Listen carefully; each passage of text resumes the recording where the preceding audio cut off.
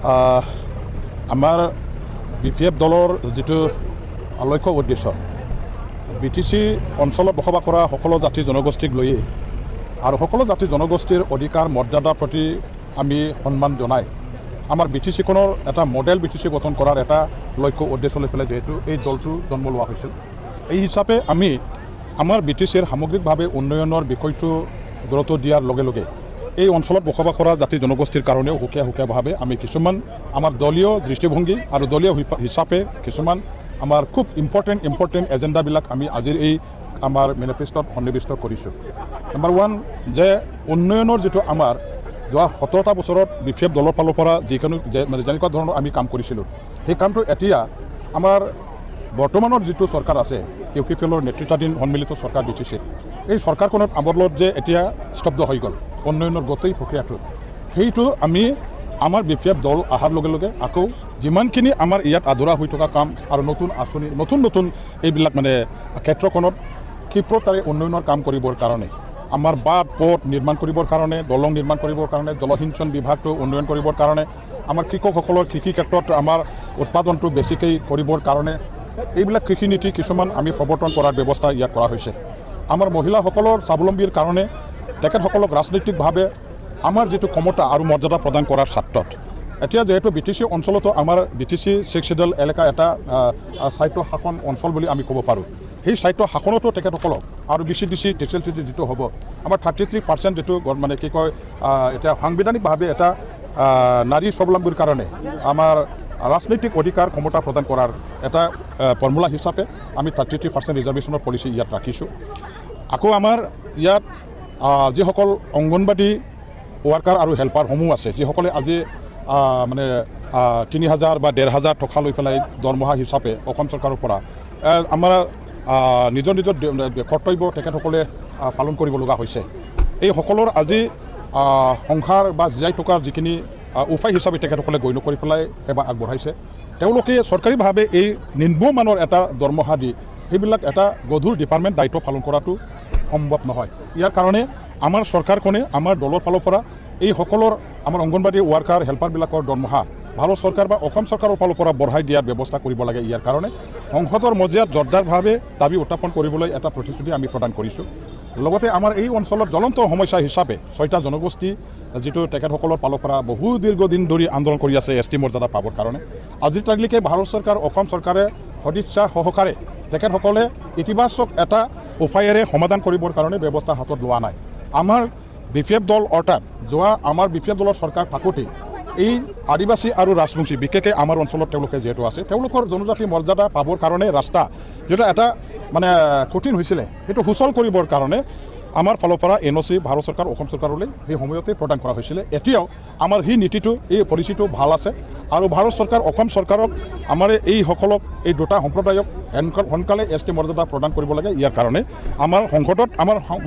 সাংসদ ডাঙৰীয়াই জোৰদাৰভাৱে দাবী উত্থাপন কৰিব কাম কৰিব। এই বহুখিনি আমাৰ তেনেকুৱা প্ৰতিশ্ৰুতি আছে। আমাৰ অঞ্চলৰ শিক্ষা অনুষ্ঠান এই শিক্ষা অনুষ্ঠানবিলাকত চাকৰি কৰা মানুহবিলাকৰ চাকৰিয়ালসকলৰ দৰমহা তেখেতসকলে আজি পোৱাত যথেষ্ট কঠিন হৈ কষ্ট হৈ আছে আৰু স্কুলবিলাক কলেজবিলাক প্ৰভিঞ্চিয়েলাইজ নোহোৱাৰ কাৰণে আমাৰ শিক্ষকসকলে আজি নানা বহু ধৰণৰ সমস্যা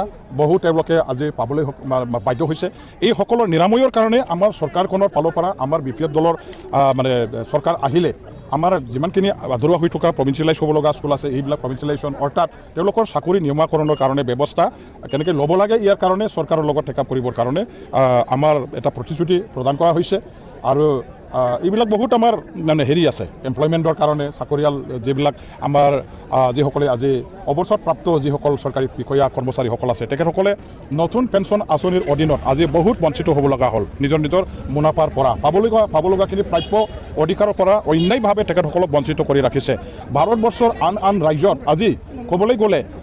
আমাৰ যিটো পুৰণা এটা পেঞ্চন স্কিম আছিলে এই পেঞ্চন আঁচনি কৰ্মচাৰীসকলৰ কাৰণে এইবিলাক তেখেতসকলে পুনৰ আকৌ লাগু কৰিছে আমাৰ অসমত অথচ আজি এইবিলাক পুৰণা পেঞ্চন স্কিমটো লাগু কৰিবৰ কাৰণে চৰকাৰখনে একো গুৰুত্ব আৰোপ কৰা নাই চিন্তা কৰা নাই। এতিয়াও নতুন পেঞ্চন আঁচনিৰ আধাৰতে আমাৰ অৱসৰপ্ৰাপ্ত কৰ্মচাৰীসকলক পেঞ্চন দিয়াৰ ব্যৱস্থা কৰিছে। সেইবিলাক আমি বাতিল কৰি পেলাই পুৰণা পেঞ্চন স্কিম যিটো আমাৰ